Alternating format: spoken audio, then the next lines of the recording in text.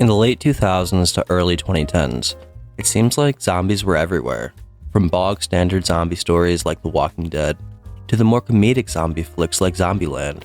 These walking corpses had a stranglehold on screens around the world, only to disappear almost as quickly as they came. But now, over a decade and a half after the end of the zombie craze, they're back in 28 years later, a revivification of the 28 Days Later franchise. So stick around, if you're so inclined, as I go over the good, the bad, and summarize it nicely with an objectively accurate score at the end.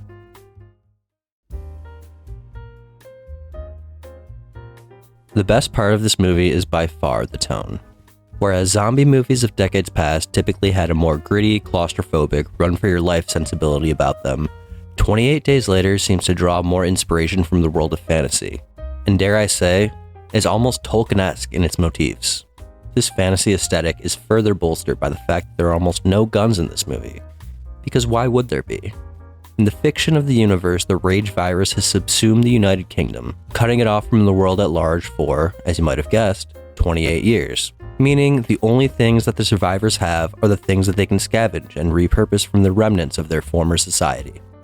Meaning, no bullets. Meaning, Legolas shit. Legolas! True already! I'm on 17! I have no pointy yet outscoring me! The Prince of Mirkwood set aside for the moment, this technological deficiency also serves to set the scene for the community in which the protagonist, Spike, grows up. This little safe haven from the horrors of the mainland serves to shelter the child from the terrors of what the world has become, and is a good jumping off point for the hero's journey that he is about to embark upon. This is one of my favorite scenes in the movie. Spike is gearing up to make his first trip to the mainland, and as such is gathering up all of his zombie-killing accoutrement. As he makes ready the things that will be essential for his first foray into hostile territory, he contemplates bringing his action figure along, before thinking better of it. This is such a small little thing, but really sets up the broader story that is about to be told. We're not only here for a zombie movie, but we're also here to watch this kid grow up, and find his way in this hostile new world. Because that's really what this movie is. A story about a kid growing up.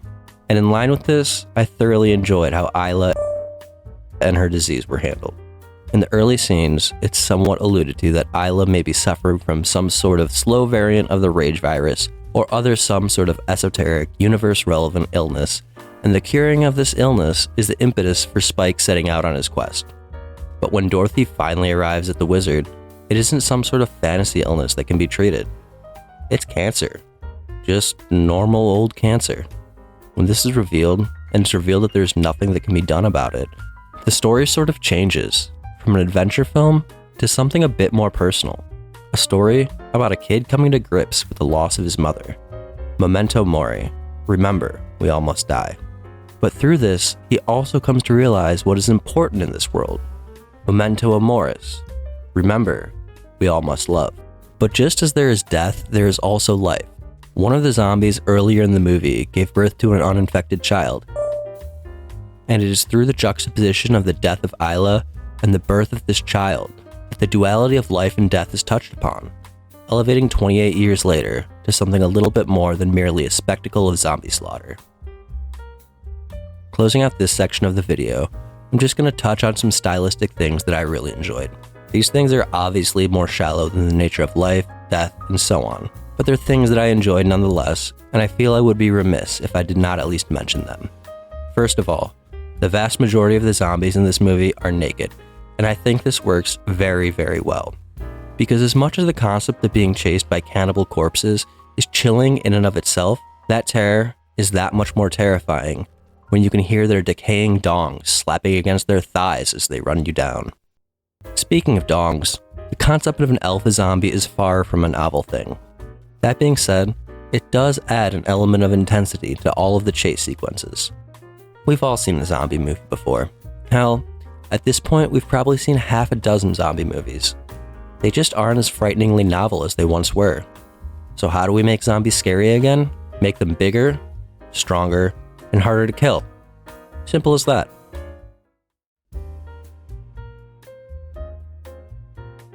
Honestly, The thing that I enjoyed least about this movie was the heel turn of Spike's father, Jamie.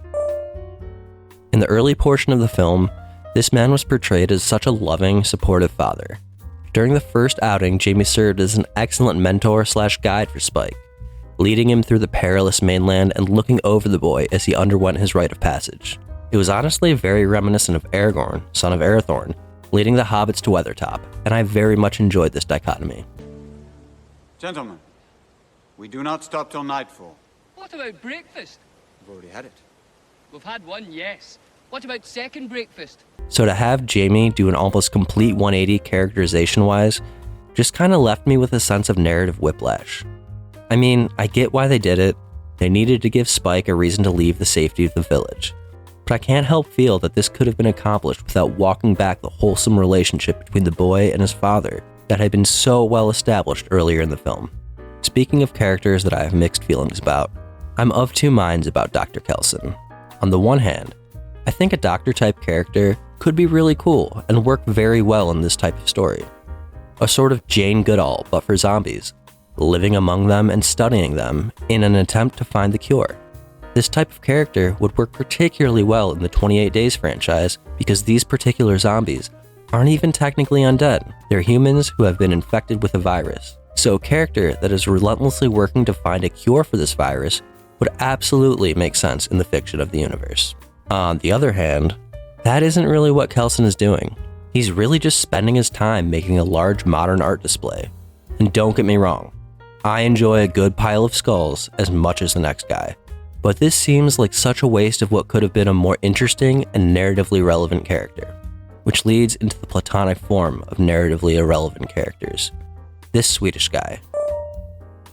His name is Eric, but I honestly don't even know why he was given a name in the first place, as he serves virtually no purpose in the story other than giving a very vague insight into what life is like in the rest of Europe. And in the context of the story being told, who cares? The setting of verdant desolation is so unique and interesting that alluding to the modernity of the rest of the world almost cheapens its beauty in a way. My only thought as to why this character exists in the first place is this line. I think they're going to make him an elf in the next movie. My theory is literally only based off this line and a cursory understanding of foreshadowing, so take it for what it's worth. This is emblematic of my biggest broad gripe with 28 Years Later. It is the first film in a planned trilogy, because it's 2025 and everything has to be a fucking franchise. I didn't know this when I watched the movie the first time, and had to Google it after the tracksuit Teletubby ninja scene. When I rewatched the film with this in mind, I started noticing so many things that were left purposefully unanswered so they could be expanded upon in the subsequent films. The masks, the baby, and yeah, the goddamn ninjas at the end, taking what would have otherwise been a complete narrative and stretching it out into another 2 movies. That isn't to say that I think the rest of the films in the trilogy will be bad. Based on the quality of this one, they will likely be quite good. But this constant narrative creep from one movie to the next that has a stranglehold over this contemporary era of cinema is just becoming so tiring. Imagine this closing sequence instead. Spike drops off the baby, goes about his adventure on the mainland. Everything is basically the same as it was in the real version.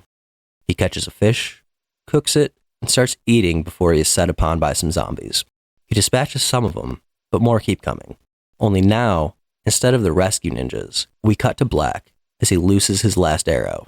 The narrative is complete, but leaves the particulars of Spike's fate in the minds of the audience, and better yet, we get a whole story, as opposed to simply the first third of one. Overall, I did enjoy 28 Years Later, so I'm giving it a very high 7 out of 10. It's pretty close to an 8, but falls just short of that score for me. The adventure movie sensibility in conjunction with a coming-of-age story surrounded by zombies works really well. Director Danny Boyle sure does know his way around an undead abomination, and it shows. He took what had previously been a dead genre and breathed new life into it by taking what was so frightening about the zombies from a decade ago and upping the ante to great effect. That being said, the constant foreshadowing of future films is pretty tiring and makes what could have been a complete story in and of itself somewhat of an alpha tease. Get it? Because of the dong? And this sort of incomplete story is primarily what keeps 28 years later from being an 8 or even potentially higher.